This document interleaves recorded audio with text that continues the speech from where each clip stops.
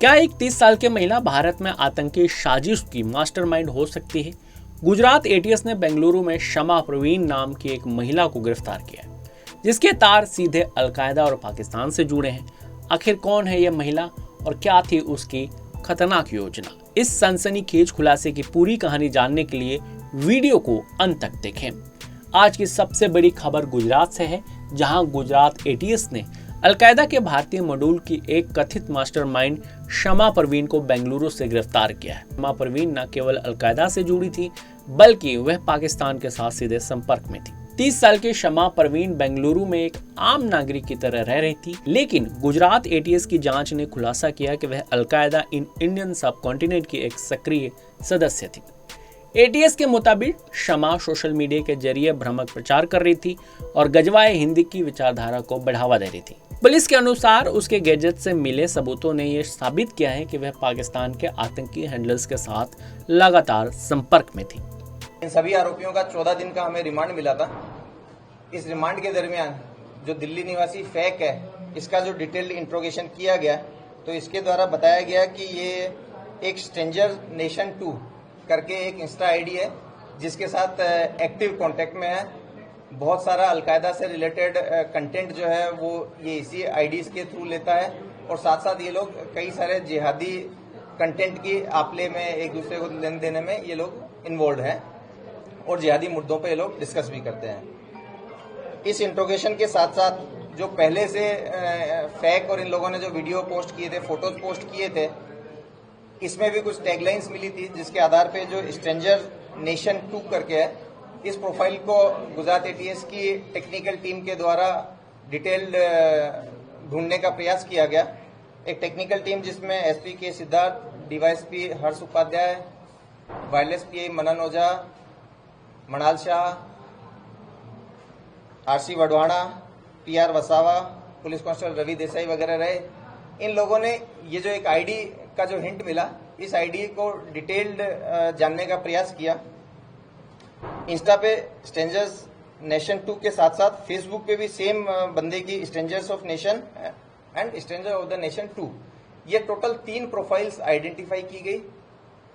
इसके साथ साथ इस टेक्निकल टीम द्वारा ये प्रोफाइल कौन चला रहा है, इसके बारे में इन्वेस्टिगेशन किया गया, और इनको जानने को मिला कि एक शमा परवीन नाम से एक महिला है, जो कि आरटी नगर बेंगलोर में रहती है। वो इन तीनों प्रोफाइल को चला रही है। ये प्रोफाइल काफी पॉपुलेटेड है, 10,000 से ज्यादा हर एक प्रोफाइल में फॉलोअर्स हैं। इस आइडेंटिफिकेशन के बाद में एक दूसरी टीम बनाई गई, जिसमें DYSP Virjit Parmar, PI AS Chavda, wireless PI Manal Shah, PSI Aman Patel, Vijay Patel तथा एएसआई हिनाबेन मकवाना, इनकी टीम को बेंगलोर भेजा गया।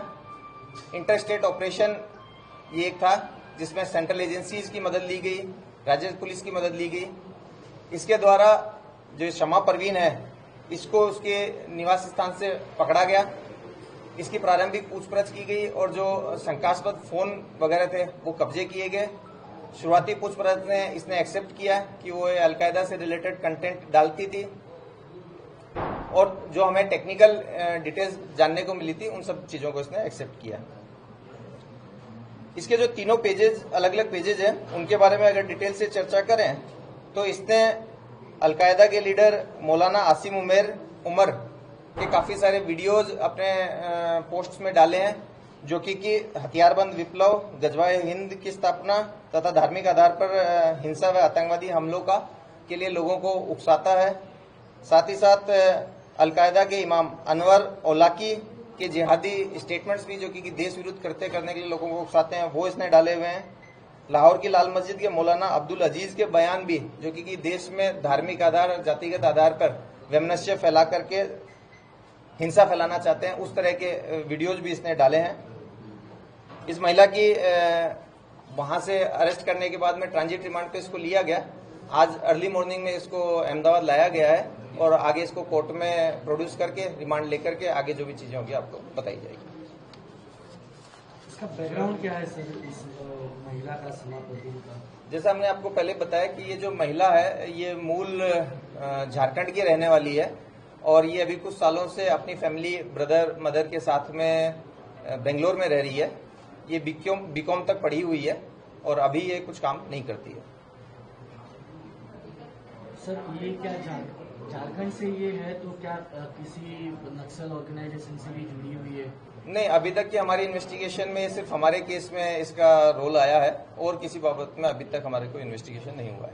पाकिस्तान से क्या कोई सीधा संबंध था इस महिला का? इसके फोन को हमने इसको अरेस्ट करने के साथ ही सीज कर दिया था, पर इसका जो शुरुआती स्टेटमेंट लिया गया है उसके अंदर ये बहुत सारे पाकिस्तान के व्हाट्सएप अकाउंट वगैरह से कांटेक्ट में है। इसको कोई फंडिंग होती थी पाकिस्तान से? देखिए, इसको आज सुबह ही हम लोग अभी इसको अरेस्ट करके वहां से लेके आए हैं। इसका डिटेल्ड इसके बैंक अकाउंट और सारी जो डिटेल्स इन्वेस्टिगेशन है वो की जाएगी, और अगर इस तरह की कोई भी फंडिंग के बारे में जानने को मिलेगा तो हम आपको जरूर बताएंगे। गुजरात एटीएस ने 23 जुलाई को अलकायदा के भारतीय मॉड्यूल का फंडाफोड़ किया था, जिसमें 4 आतंकियों को दिल्ली, नोएडा, अहमदाबाद और मोडसा से गिरफ्तार किया था। इन आतंकियों की पूछताछ में शमा अफरीन का नाम सामने आया। एटीएस ने 7 दिन बाद बेंगलुरु में छापेमारी कर शमा को पकड़ा है। एटीएस अब और 25 संदिग्ध इंस्टाग्राम अकाउंट की जांच कर रही है और कुल 62 अकाउंट से जुड़ा डेटा खंगाल रही है। शमा परवीन की गिरफ्तारी सुरक्षा एजेंसियों की चिंता बढ़ा रही है। एक महिला का आतंकी मॉड्यूल का मास्टरमाइंड होना और पाकिस्तान से सीधा संपर्क होना एक गंभीर खतरे की ओर इशारा करता है। एटीएस का मानना है कि शमा के पास से मिले सबूतों से बड़े खुलासे हो सकते हैं जो भारत की सुरक्षा के लिए अहम होंगे।